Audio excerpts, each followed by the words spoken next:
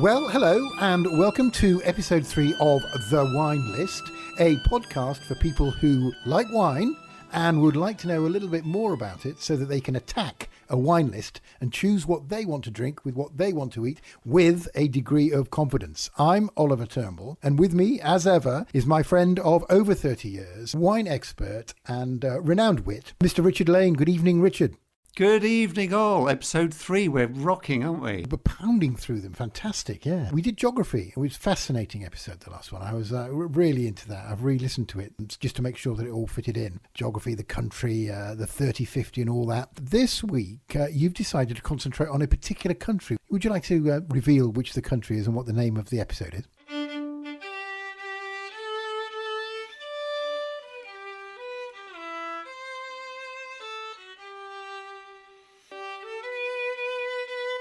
We have to look at La Belle France. Good start, yes. Why not? I just thought France would be a great country to focus on in Series 1. Let's hope there are more series on. That would be absolutely great. Not just because France is, 22 miles from the coast of England and all the rest of it, from the county of Kent, all where you live, so it's almost within touching reach. France is so fascinating because I think what we discussed last time is also relevant to this week's episode.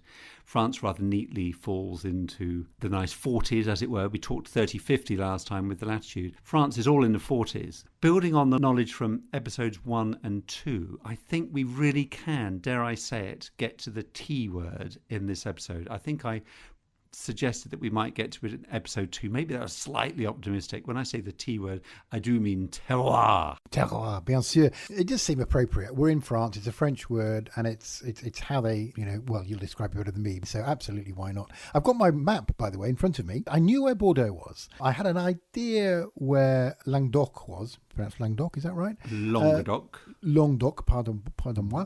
I had a slight idea where the Rhone was, but it's a little bit further east than I thought, in the Loire Valley. But I can see Burgundy now, sort of central, slightly east, and quite long and thin. And then Champagne, very close to Paris. I did not know that. We're going to be focusing in on Burgundy in a minute, aren't we? Which is, like I described, in the middle, sort of, but mostly east, right? And then it is sort of subdivided into Côte d'Or, Chalonnaise, Macronnaise and Beaujolais. And then there's another blob sort of northwest, still labelled Burgundy, called Chablis. Great, we got there. Chablis, absolutely right. And people are licking their lips thinking, what are they tasting? I can't remember. Or hopefully they do, because they've been listening to last week's episode and they've got their wines lined up. Our wines tonight, there are 4 wines all. Get that spittoon in front of you. Going to be needing it, dear fellow. So yes, we're going to be focused in the northernmost part of Burgundy, which is Chablis. We'll talk more about it in a sec, and we'll be tasting and comparing and contrasting a basic level Chablis with a Chablis Premier Cru. I'm quite anxious. I've got my daughter to label my wines, and I'm going to undo the labels afterwards. So I'm doing a blind taste. Am I not, on the Chablis? We are at the beginning of episode 3. You're virtually a master of wine, so I thought, why not give you a blind tasting exam, because they're such fun. Thank you to Anna Turnbull for organising your blind wines. The point of this is, can we taste, even if we're not experienced tasters like your good self, can you, to use a British supermarket term, taste the difference? So maybe we can. And if we can, we'll discuss, well, what does that mean? Just tasting a difference between 2 wines isn't interesting, but understanding why those wines taste differently to each other is interesting. And so we can explore that through this marvellous region called Chablis, which is fantastic and, of course, much loved by the Brits, the wines, of Chablis. The Britons drink most of the Chablis that's exported. But then we're going to be whizzing down to the Rhone that you've just mentioned, to the southern Rhone, actually, because the Rhone is divided into north and south. So we're going to be having a much sunnier kind of Mediterranean perspective on our red wines, 2 red wines, again, that we'll be comparing, contrasting, and you'll be writing a thesis about, comparing a basic Côte du Rhône with a cru wine from the southern Rhone called Gigondas. Uh-huh. Get your glasses ready, but let's focus first of all on Chablis. So, Rich, are we allowed to? Are we going to be tasting the wines now, or before we go into the cru stuff? Because Slightly parched, I don't know about you. I know what you mean. It's a wonderful thing about doing this podcast. We got our wines poured. It's like, oh, let's stop talking and taste the wine. Oh, let's taste the wine. Let's have a little sip now. We don't need to do our full exam now. I know the two wines. Bit unfair, I know. And you don't know the two wines. I mean, you know what we're tasting, but you don't know which is which. So let's have a little sip. Well, you have a little sip first and tell me what you think. Well, they look very, very similar indeed in colour. I've had them in the glass for about 5 minutes, so hopefully they're at the right temp. I'm swirling around like I've been told. Good. And the colour is what, like a pale lemon colour? Yeah, sort of like a healthy pea, I'd say. It smells absolutely lovely. On the nose, can you detect any differences between glass A and glass B? So I have not tasted either yet, so I'll sniff the other. Yeah, sniffometer. Do the sniffometer first. Interesting. They both smell very similar. You would probably expect that. Same region, same grape. Would you hedge your bets at all, and would you say that one had a slightly more pronounced aroma than the other? Or at this point you're saying no? I'm going to, without declaring my hand, I'm going to say that the first one was more pronounced. So with the glass that you're saying has the more pronounced aroma, can you put that on to the right-hand side of the other wine? So the lighter aroma wine is on the left and the more pronounced on the right. And then we've both got, well, if you're correct, we've both got our wines aligned. Yep. And I'll taste with you according to your null hypothesis, okay? Which is indicating just on the nose that if it's more pronounced for the wine that is now on your right-hand side, that would suggest what, Ol? It's the Chablis or the Premier Cru Chablis? I'm assuming you get more, and it's a lovely smell. They both smell lovely. I'm assuming the Premier would now be on my right. Correct. If a wine is of greater status, if it's been given Premier Cru status over a basic Chablis, that will imply that the grape ripening has been superior, and this will relate to stuff we're going to talk about relating to terroir. So therefore you would expect more flavours and aromas coming out of the glass of the Premier Cru wine. Okay, let's have a little sip. I would go left glass first, which we're assuming, although we don't know yet, is the basic Chablis. Does smell nice. It does smell great. They really do, don't they? There's something, well, it's just Chablis. I mean, it's that kind of citrus, slightly stony, whetstone sort of thing. Yeah, I'm getting the whetstone. I'm probably being a little bit suggestible, but I can see that, and certainly the acidic. It's lovely. I'm just tasting wine number one, the left-hand wine. Wow. All right there, fellow. Yeah, sorry, just went down the wrong way. I should have spat it out. Yes, got to practice your swirling, tasting and spitting technique. Golly. And the acidity is high in wine number one, the left-hand wine. But it probably will be high in the other one too, because Chablis is, as we've already said, quite far north in Burgundy, 47 degrees, Ol. That looks about right from my map, my globe and my diagram. Yeah. And I have 3 ways of assessing the latitude.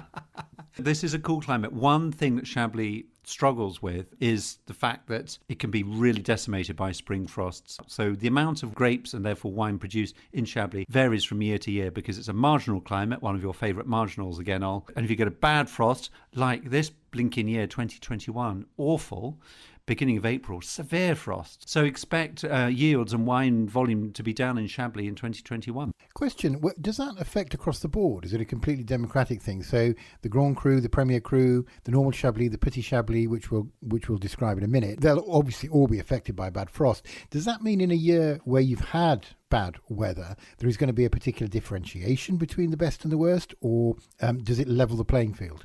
Great question, and it's a great way of beginning to understand terroir, that question. Let's talk now a tiny bit about topography and what Grand Cru and Premier Cru and Chablis and Petit Chablis means. Starting at the top, Chablis Grand Cru is on a pretty steep slope on the kind of eastern side of the river Serein, which is the river that runs north. Crucially, it's quite a steep slope and it faces south, and the vineyards there, which one big vineyard with 7 kind of named plots all conjoined. Those are the Chablis Grand Cru sites. They have the best exposure to the sun because they're facing south, they're on a slope, they're quite close to the river, and all of those factors mitigate against frost. Compare that with the other extreme, Petit Chablis, which is the level below basic Chablis. Those vineyards will be on flat land. They'll be away from the river because rivers can offer protection when it's frosty.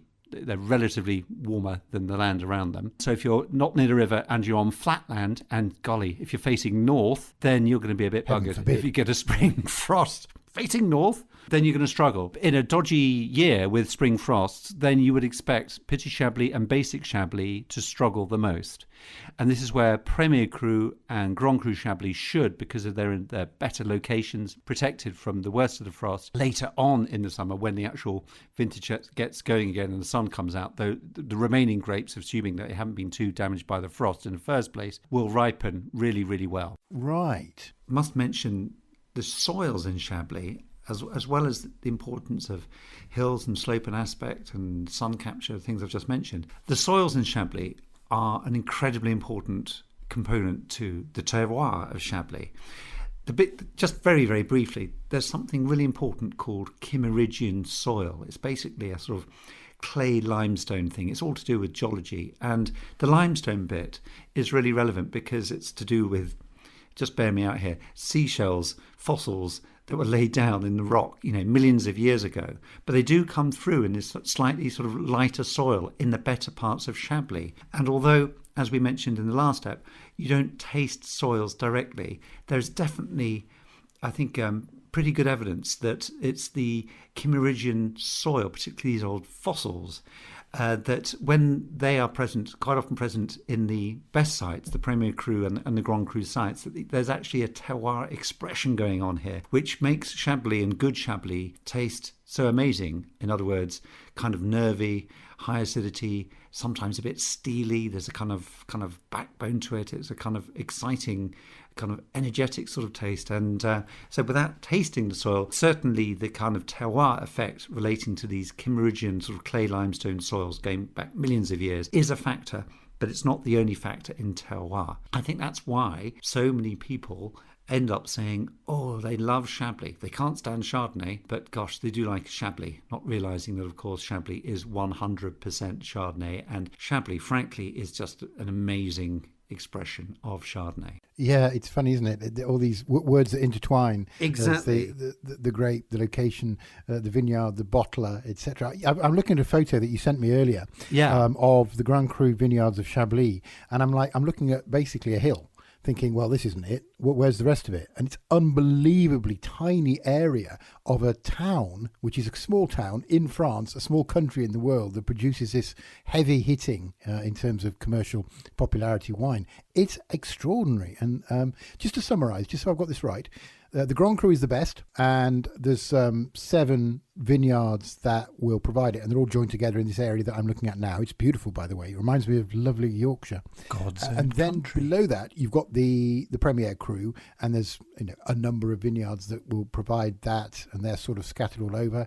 The ordinary Chablis, and then below that, the Petit Chablis. What I didn't realise was that it is not designated each year. It's if a wine is grown in a particular vineyard that happens to be a Grand Cru vineyard, that wine will be Grand Cru, right? Based on the geography of the location where the grapes absolutely. are grown. Yes, there are critical moments, and Chablis got its appellation contrôlée status in 1938 or something like that. And that's when the vineyards initially for Chablis would have been delineated, specifically geographic pieces of registered land that are permitted to grow grapes that have had Grand Cru and Premier Cru and Basic Chablis. There was a big expansion in the late 70s. Apparently it was nearly a civil war because Chablis was so popular and the Brits were buying so much of it. They were desperate to expand what was, as you've just commented, quite a small area, really. So, Chablis basically went from 500 hectares in the 1950s to 5,000 hectares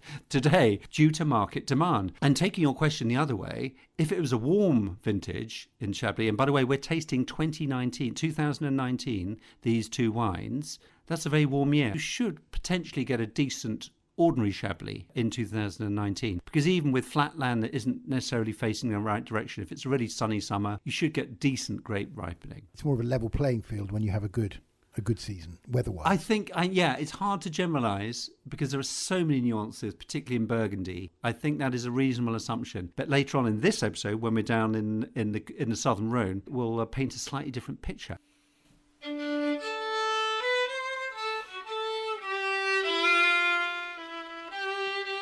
Oh, I think you need to pick up wine number 2. I will. As I do that, I have another question though. I'm looking at the wine list from Chablis, which is our go-to wine list, which I'm getting every episode less intimidated by because I'm understanding it more, and it's just so logical, as well as infuriating illogical. But it's understandable now because I'm starting to get the language, and I have the right-handed wine in my hand. But I'm seeing a Petit Chablis on the wine list. I'm seeing on this wine list, it's got so much detail. There are actually 5 Chablis available. 3 of them are Premier Cru. One of them is Grand Cru, and one Petit Chablis. But the pricing's interesting because the Grand Cru is not the most expensive, which I'm assuming because there's another variable coming in here, which is the year. So what year is the Grand Cru on the wine list? The Grand Cru is 2014, and the Premier Crus, both of which are more expensive than the Grand Cru, are respectively 2005 and 2010. Interesting, because another thing about Chablis, good quality Chablis, and basically Petit Chablis and Chablis can be fine, absolutely fine, quite straightforward wines for early consumption. You generally don't keep them. When you get to Premier Cru and Grand Cru, they have ageability because there's concentration in the fruit, because if you've got concentrated fruit flavours as a result of the great aspect, terroir, that means they can potentially age. There's another important factor here that helps aging, and that's the high acidity of Chardonnay as far north as Chablis, because acidity obviously helps preserve flavours. If you've got a combination of really ripe fruit and high acidity, then yes, you can definitely, as the wine list is telling us, you can age Premier Cru Chablis, golly, 2005, 16 years ago? Yeah.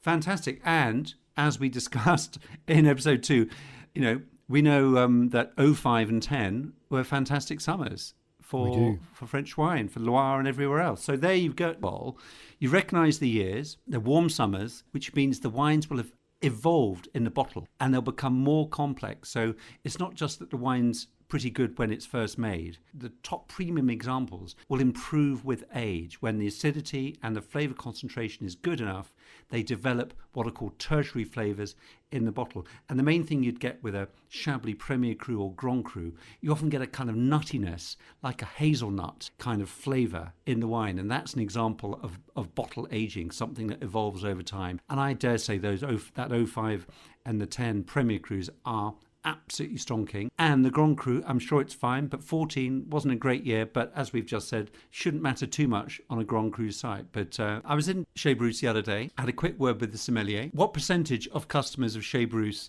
don't even look at the wine list and just say to the sommeliers, you tell me what to have? Oh, wow. I would say quite a lot. And the reason I say that is because a lot of people like me would not want to tackle a 30-page wine list, and I think that's quite a lot. And also a gentleman I have dinner with rarely, but it's always an occasion, who does know his wine, always enjoys a conversation with the sommelier as opposed to rooting through the wine list. So I'm going to say a high proportion, and I'm going to say 75%. Brilliant. I love your reasoning and deduction there. He reckons 70%. Really? Yeah. I love that I'm so close. And I wonder if there's 2 distinct cohorts. The ones that think, look, I'm going to cut through this by asking the expert. I like him, I respect him, he seems really credible, or she. And the other one who, Alistair, my friend, who just likes a Chablis actually, but he really likes a conversation as well. But it's part of for him, I believe, it's part of the sort of ritual of having a lovely dinner, is having that conversation and almost having a negotiation with a sommelier who, when they're very skilled, is not only knowledgeable, but obviously makes the customer feel special and not ignorant, obviously. And last time I went out for dinner with him, the sommelier was an absolute expert in both those aspects of his job. He was very impressive. And you could actually say, in a restaurant like Chablis or other, really quality restaurants where they have sommeliers and the head sommelier, and they've got incredible wine knowledge, you'd be crazy not to take advantage of the sommelier. So actually you could argue it's probably harder to do a wine list where you don't have sommeliers. There will be wine lists, there will be restaurants where there isn't that much knowledge around, and that's where it's almost more difficult. And punters are saying, shall I go for the basic house wine or shall I go for the second one? Is the second one going to be the cheaper option or the best option? And you sent me an article which actually proposed an argument that it might not be such a bad thing to go for, but We may talk about that later. Tell me about wine number 2, the right-hand wine, and go back to your left-hand wine. Go between the two, maybe just have a little pause in between or a bit of water or something, and see if you can pick, and tell me any differences you're picking up on the palate. Yeah, I am, and I'm nervous. I'm really nervous because I was convinced from the news that I'd got it, left one was the cheaper one and right one was the more expensive one. But tasting them, I'm less sure, which is strange. But it seems like, if anything, the right one is more smooth and subtle than the left one. Possibly. I certainly wouldn't put any money on it at all. I mean, I'll be thrilled if I'm right, because I'll still probably go with what I originally thought, which was the left one is the basic, right one is the premier. But I still like the left one. And I think it could either be because it is the it is the premier, and I've got it wrong, or it could be I'm familiar with a slightly cheaper wine and there's a familiarity aspect coming in. There seems to be more flavours in there, but I'm not sure those flavours are more sophisticated, for want of a better word, without sounding pretentious. Can you use any adjectives to describe what you're tasting? Breaking it down a bit as we've done before. Are there any particular fruits, for example, that you find in there? Think of things like citrus fruit or green fruit, things like apple or pear for green fruit, or a bit of lemon or grapefruit on the citrus spectrum, or maybe a touch of peach or anything like that on the stone fruit. Anything like that going on? I don't know why I was feeling appley, but I was feeling hard fruit on the left one. Just as you know, I still struggle with differentiating an individual fruit type. I'm sure I'll get more into it, and I think there's some citrus going on, and there's a sort of almost not yet invented fruit that I'm tasting. Let's just call it an oligon. Let me try the right-handed wine, and I really concentrate. I think it might be appley. Yeah, I'm starting to more and more feel that maybe the right-hand one is the premier, but again, I definitely wouldn't put the mortgage on it. Another little clue, without worrying about adjectives and apples. What about mouthfeel? Does one of the wines have a bit more weight in the mouth than the other one? Is one a bit more watery? Do you know what? In that sense, it's the other way around. The left-hand one is more weighty and the right-hand one is more watery, to me. So that's thrown me up in the air, frankly. One of the wines, which our left-hand wine at the moment, according to our hypothesis, leaner. The acidity seems more pronounced somehow. It's a straightforward wine. It's classic apple, pear, lemon, touch of whetstones, high acidity, medium alcohol. Easy for me to say when I know the wines, but suggesting that it's absolutely lovely and fresh for drinking now. When I taste the right-hand wine, still getting that high acidity, dribbling away, mouth-watering acidity, like the New Zealand Sauvignon Blanc. Remember that? I remember. Yeah, very much. The right-hand wine, for me, has got more body. It's tasting of yellow apples. It makes me think of yellow apples. The fruit is more obvious to me, and there's a texture about it. There's a riper fruit flavour here. Absolutely delicious. Have a good old glug, but don't swallow, of your right-hand wine. Yep. And see if we're tasting the same wine, we'll find out in a minute. See if you detect this kind of ripe apple flavour that I'm getting. Whereas with the other wine, I'm getting more citrus and a leaner kind of experience. Right. So what I did get on the right-hand side was more apple for sure. And I think I wasn't imagining it because I was trying to describe something in the left and it was easier to do in the right. And there was definitely a different taste. It just tasted sort of lighter somehow, and the flavours more subtle. But the apple came out in the right-hand one, definitely. And the aroma was stronger in the right-hand one, definitely. I felt like the right-hand one was more watery, in a sense. I'm favouring the right-hand one, I have to say, as the premier, but I'm not sure. Maybe you have to coach me further. Let's have a look.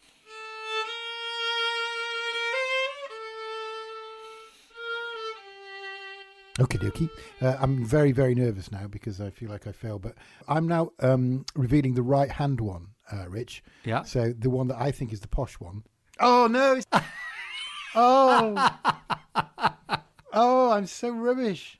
Oh. It's all right. It's fine. Oh, that's gutting. I mean, the only thing is I was confused because I certainly got more on the nose on the right one, and maybe that influence me too much. And there was definitely more flavour, though, in the left one. So what's this taught me is, I suppose, what to look out for. Do you know what I actually was going to say in my defence? I was going to say, I think the one on the left is the cheap one, which I did, but I like it more because I've got a very unsophisticated palate. So I'm going to come away from this trying to feel better about myself by saying I actually liked the more expensive one. I'm with you all. I think it's what they call a Pyrrhic victory. Yeah. It is. Of course, we both had a magnificently classical education, but yeah, I know what a Pyrrhic victory is, and it's, yeah. And the reality is, I think your aromas, your nose and your taste buds were honing in on the basic Chablis because that's a wine you will have experienced before. And you've probably got some possibly subconscious memory of that kind of style of wine. And frankly, I don't have Premier Cru Chablis very often. It's not cheap. I mean, it's £22 a bottle, the Premier Cru, and it's about £16 a bottle for the ordinary Chablis. So even at ordinary Chablis, it's quite expensive. Actually, this wasn't an exam at all. It was just a case of interest to see, could we, at this early stage, make some deductions? Okay, you got it wrong, but all you should see my professional tasting exams. I make so many mistakes. It's just disastrous. So don't even worry about that. I think it just tells us that we're in the middle of episode 3. We're still climbing up the mountain a bit. But I think it's quite interesting I got it wrong. It's not as if I thought, my God, but that was clearly the winner. There were loads of things that I've learnt now, particularly the thing that I'm kicking myself about is that I felt that the one that I said was the posh one was sort of more watery to me. And I was really disappointed because I'd smelt it and thought it was great. But then I thought, I wonder if that means it's just more subtle and therefore the posh one. So I'm kicking myself for not really listening to you in terms of what I was listening out for. I'll get over it. I think it's fine. I've just poured myself just a tiny measure of the Premier Cru, and it is lovely. It is extremely pleasant. Tiny kind of marketing thing about Chablis. I would say Premier Cru Chablis, okay, it's £5-6 more than bog standard Chablis. I think that's the best use of a fiver I can think of. Yeah. When you get used to wine and you get used to and your palate develops, it's not about always saying you've got to buy the expensive wine. And I love some wines that are under a tenner. Absolutely. I'm not a wine snob, as you know. Value, I think, comes to understanding relative value. What I would say about Chablis is that in Premier Cru Chablis, you've just got a beautiful, generally consistently brilliant expression of Chablis that's only a few quid more than the basic Chablis. And I think there is a quantum leap up in quality from one to the other. And even last week, a friend of mine, dear Andy, treated me to some Grand Cru Chablis. First time I'd ever had Grand Cru Chablis. And it was kind of sublime, but I'm not going to bang on about it because we don't often drink Grand Cru Chablis. But all I want to say is, if it's a warmish year and you know the year's good, you might get away with your Chablis and be absolutely fine. But if you really want to treat yourself, get a Premier Cru. Value isn't the most expensive, value isn't the cheapest, value usually isn't the second to cheapest. It's all about, like you say, there's an increment of a five or whatever, but in your judgment, which of course I would sit behind in a restaurant, that fiver increment, the taste increment is greater than that relatively, and that's what value is. I see it. I'm disappointed, but what is good is that if we can get me at the end of the series or the beginning of next series to get one right easily, then it'll be a good test that we're working well. Okay, Chablis, we love it, but it's time to head south. Right, yep, I've got my map up again. And we're in the Rhone Valley, I'm assuming. But why is it Côte de Rhone we always talk about when the wine comes from the Rhone Valley? Is it because it's Côte coast? Côte can be a coast. Côte can also mean slopes. So it's really the fact that the dominant geographical factor here is the mighty Rhone River, where the Rhone Valley starts is just south of Lyon. If you look on your map, you can see where Lyon is. Have a look. Hang on. Yeah, I mean, literally just south of Beaujolais. Blimey, yeah, that is a proper river. So no wonder it's got a valley. We're focusing on the southern Rhone. It's a Mediterranean climate, very different to Chablis. We're comparing and contrasting the staple wine of the region, which is Côte du Rhone, which is my wife Liz's favourite red wine. And whenever we try stuff, she goes, yeah, that's quite nice, that's quite nice. You've got any Côte du Rhone? And I love that because wine doesn't need to be complicated and expensive. A good Côte du Rhone, I think, is one of the most pleasing wines going. Tell me about the colour of these two wines. We've got the basic Côte du Rhone on the left and the Gigondas on the right. The colour of both is beautiful. A lovely deep red in the Côte du Rhone, beautiful and deep and mysterious. But the Gigondas has a sort of that classy, almost purpley, plummy kind of colour, which looks lovely. And you taught me how to look sort of through it, the translucency of it. And it's got that slightly paler, almost like port, if you like, colour, which is also very, very beautiful. Both lovely, but both different. And I could tell the difference immediately, even with an untrained eye.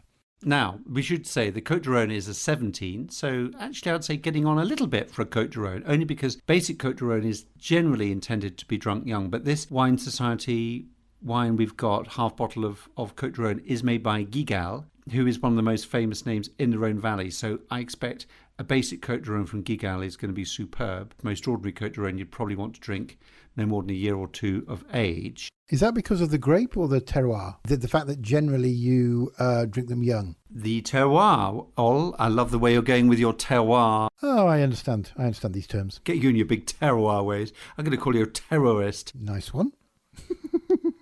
The hierarchy thingy, just very quickly, in the Rhone Valley, the southern Rhone, the big bit at the bottom is Côte du Rhone. Then you've got Côte du Rhone village above that, which are designated villages that can have the Côte du Rhone village, the village bit added to the label.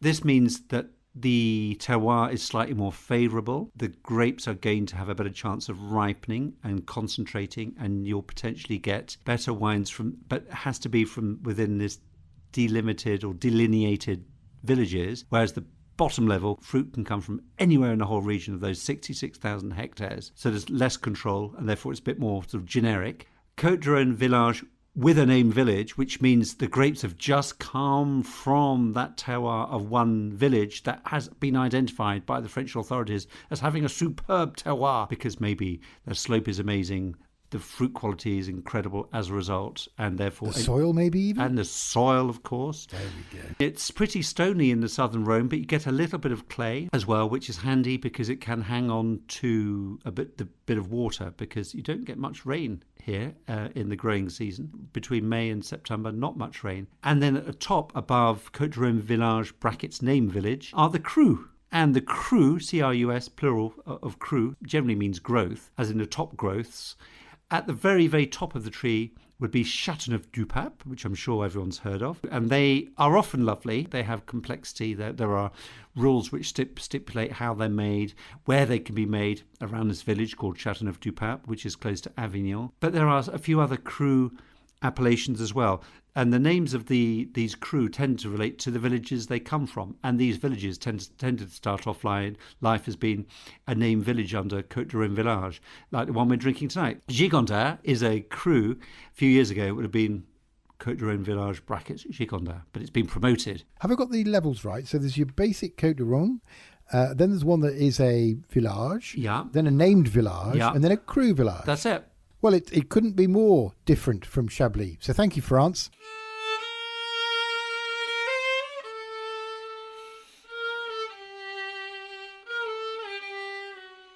Back to the wines. I want you to get your nosy on these two wines first, and then we'll talk about the palate, the taste of these two wines, and compare them. The Côte du Rhone's a 17 and the Gigondas is a 16. Going back to our years, again, we're quite far south here, Mediterranean, so the years should be less relevant. It's less marginal, the climate, but I would say 17 was tricky because there was a lot of frost damage, even in the Côte du Rhone. It was a terrible frost year, like this year, 21. And 16 was just a really good year all over. So question, Richard, you talk about these years with great authority, as ever. When you go into a restaurant, do you have to have a catalogue of good years in a particular region of, let's face it, it's not just France, it's the world? Because it seems like you'd have to have a massive database in your head. I think we need some sort of artificial intelligence sort of application, Oliver. Perhaps you could find one for us in Series 2. But no, I mean, I'm talking generically about Europe and France, but it could basically apply. But obviously, the further south you go, the less relevant it is in Europe because it's generally warmer anyway. So would you use your vintage knowledge in a restaurant to help you make wine choices? In other words, you'll turn up with a load of knowledge about which years were good years and which wines will therefore have aged more before you look at the wine list, because that sounds like a hell of a lot of data to hold in your head. If I was having a basic Côte de Rhone, the first thing I'd be saying is I want to drink something quite recent because I don't think Côte de Rhone is going to age that well because it's at the bottom of the pyramid, and therefore I don't think it's got longevity. You don't age basic Côte de Rhone generally, which is, so here we are tasting a 17. It's probably as old as it's going to be. We'll taste it in a sec. If I was tasting a cru, if I saw a 2010, if I saw an 09/10 Chateauneuf du Pape and I wasn't paying, I'd definitely order it because they're belting years and those wines have had 10 years to evolve. Going back to Chablis, the good Chablis evolving in the bottle from the wine list. If I had a Chateauneuf du Pape and it was a 15 or a 16 or an 18 or a 19, these are good vintages, I think that's too young for a Chateauneuf because it's a cru. It's at the top of the cru. It's at the top point of the pyramid. I want that wine to have age. The reason I'm paying a lot of money for a Chateauneuf du Pape is I'm buying into that complexity. My senses are going to go crazy with tastes of red fruits and black fruits and dried fruits and leather and meat and caramel and all these funky things you get with Grenache. So I guess what's interesting about this is that you can take some of the principles that you're teaching me here, Rich, and then apply them sort of more generally on a wine list without having to know all the deep detail. So that kind of helps you build your confidence, I guess. Confidence wasn't built in a day. It just accumulates with experience. It's like you practice your guitar. I don't practice my violin. I mean, I do practice my violin, and when I do practice my violin, when I get worried because I've got a gig coming up, I practice really hard and suddenly my playing gets lots better quite quickly. Let's have a sip of the wines, Old. Start off with the Côte de Rhone. What are your first impressions? Wow. That is, I suppose you'd say, heavy. It seems to have one flavour, but there's a hell of a lot of it. Maybe I should concentrate a bit more. Good observation. Now switch to the Gigondas. I can taste the same sort of things here. There's something going on. I want to say licorice, but in the Gigondas, there's something amazing, wonderful. It just hits you straight between the eyes. As usual, I haven't quite got the words. I can't quite describe it, but it's very, very lovely. It's got all sorts of stuff going on. It's almost like listening to music in the same key, but it's a much sweeter melody. Wine number one, the basic Côte de Rhone, what you're really noticing, and on the palate as well, which is constant, is a really warm, ripe red fruit. Red cherry, strawberry, yes, raspberry. Red for sure. It's red fruits. There's nothing dark and blackcurranty about this. And it's delicious, and it's quite simple. And simple is good. Simple's not a negative thing. And you appreciate that when you quite quickly then taste the Gigondas. Oh, wow. It is incredible, that Gigondas. It's lovely. Where you're getting the fruit, the primary fruit of the Côte de Rhone, but you're also getting a sense of tannic structure. You're getting some oak flavours, a little bit, not much, but you're getting kind of dried fruits, and you're getting this lovely stuff. It's almost like truffly, mushroomy. I can't describe it. You said truffly, and there's definitely something non-fruity, musty about it. It could be truffly, but I might just being suggestive again. But yeah, it's strange and quite difficult when you can't find the adjectives. I think that's something else I need to learn, really. It's a kind of contrast to fruit. You're getting something, it's almost savoury. You're getting something almost, I think you're getting something mushroomy, almost a bit like that kind of mushroom risotto. Lovely flavour you get. And all you're a converted vegetarian, you'll appreciate this. That lovely kind of umami, savoury thing you get with mushrooms sometimes. I'm definitely getting that. There's no way I'm getting that with the Côte de Rhone. Going back to the Côte de Rhone, it's great, but it's fruit. It's basically red fruit. It's saying, hello, I'm red fruit. I'm from the Southern Rhone. And also the alcohol is contributing to the body here. Do you sense these wines are quite full-bodied in the mouth? When you say full-bodied, you mean kind of strong alcoholically? Yeah, I mean, they're not light. They're not watery in the mouth, are they? Absolutely not. And that's true of both of them, for sure. So the Gigondas is 15%. Boom. Wow. And the basic Côte de Rhone is 14.5. You can really tell the heaviness. And I quite like that because there was some sort of dilution effect almost in the whites that we had earlier. But this is like, yeah, you are getting 100% wine here, my friend. Lovely. The other thing I might note is that the standard Côte de Rhone, it's sort of simpler, isn't it? It's like straightforward, boom, red wine, loads of alcohol, enjoy, lovely taste. But there's so much more going on in the Gigondas. It's amazing. Oh, I'm so pleased to hear you say all this, because what you're recognising, your senses are detecting the quality difference. You're talking about complexity here. You've identified complexity in the Gigondas, which is great. And you've also recognised the purity stroke simplicity of the Côte de Rhone. And they are basically similar, but very different.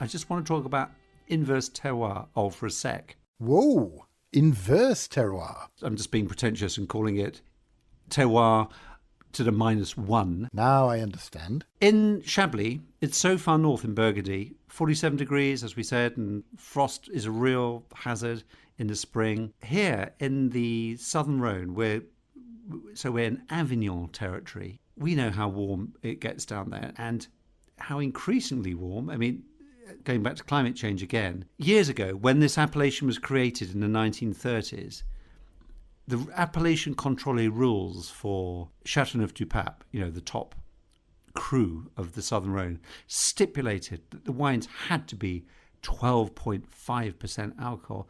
Are you kidding? You'll struggle to get one now under 14.5. This Gigondas is 15. The problem now that winemakers have in the south of France is that the wines are becoming too boozy because the summers are getting hotter. And so what's happening now with viticulture in the southern Rhone, anyone who's ripping up vines or planting new vines, quite often they're planting them A, at altitude, as we discussed with Chile in the last ep, and B, facing north. Facing north? Surely not.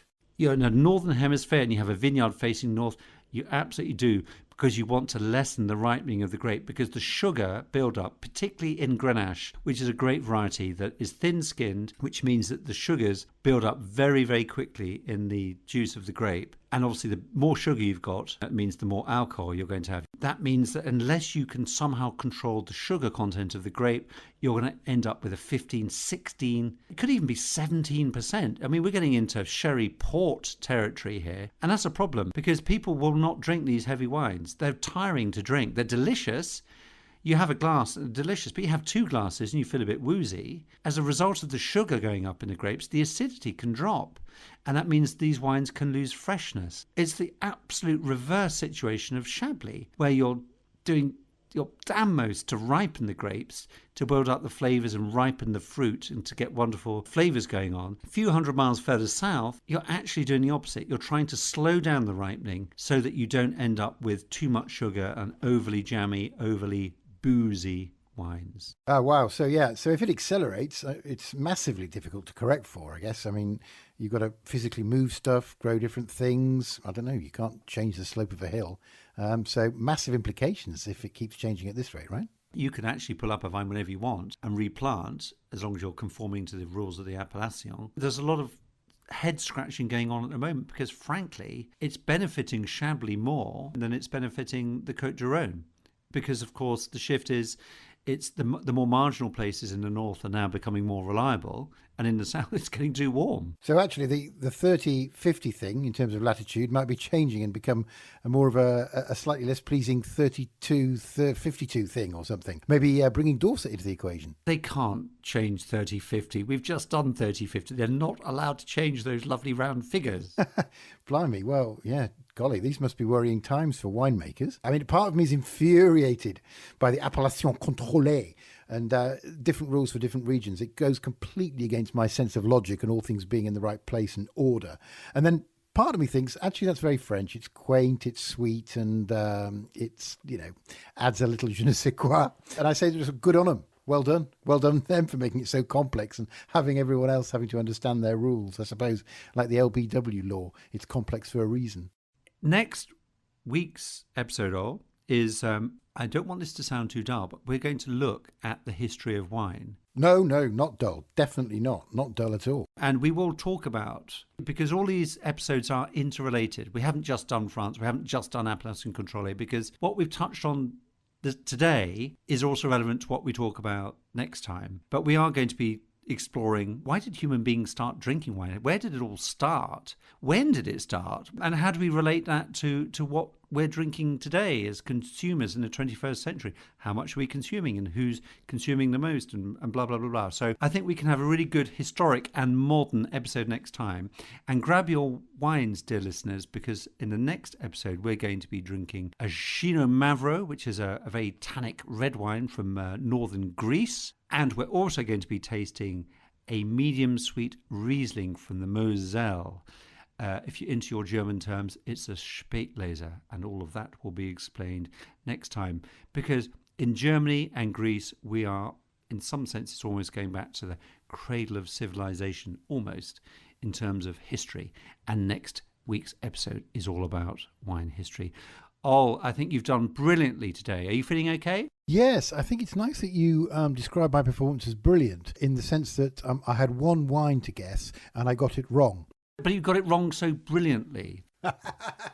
That, I would say, my old friend, is rather an optimist's way of putting it. I would put it more succinctly, as would my father, no doubt, reading my report and staring over his glasses, as 0% success. But I learnt a lot. And I understand why I got it wrong, because there were some things that made me think, I think maybe this one's the classy one and this one's not.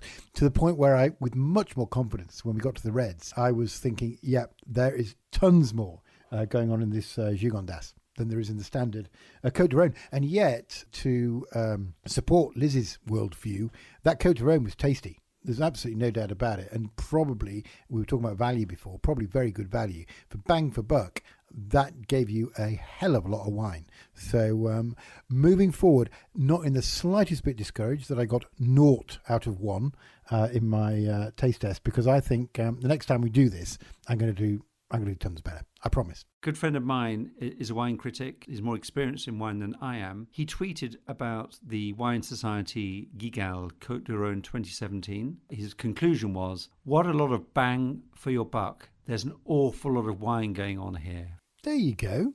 I'm starting to learn the lingo. So basically, you've summarised the Côte de Rhone as my friend did, who works in the wine business. Thank you, Richard. You have always you have a talent for making people feel a lot better about themselves. You never come away from an interaction with Mr. Lane not feeling better about the world and yourself. Oh, my dear boy, just before you go, hit me with the wine list. I have it in front of me, and I have it at the right place in the southern Rhone.